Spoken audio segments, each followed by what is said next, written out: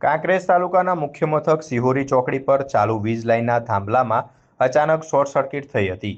આ ઘટનામાં વીજ તણખા ઉડતા નીચે આવેલી એક દુકાનના માલ સામાનને નુકસાન થયું હતું। શોર્ટ સર્કિટના કારણે થાંભલામાંથી જોરદાર ભડાકા સાથે તણખા ઉડવા લાગ્યા હતા, જેના પગલે ચોકડી પર અફરાતફરી મચી ગઈ હતી। તણખા દુકાન પર પડતા આગ ફેલાવાનો ભય હતો, જોકે સ્થાનિક લોકોએ સમયસૂચકતા વાપરી તાત્કાલિક ઘટના સ્થળે દોડી આવ્યા હતા। તેમણે તરત જ દુકાનના સામાન ઉપર પાણીનો મારો ચલાવી આગને કાબૂમાં લીધી હતી। સ્થાનિકોની સતર્કતાને કારણે મોટી દુર્ઘટના અને વધુ નુકસાન થતાં અટકી ગયું હતું। સદનસીબે આ ઘટનામાં કોઈ જાનહાનિ થઈ નથી, પરંતુ દુકાનદારને આર્થિક નુકસાન વેઠવું પડ્યું છે।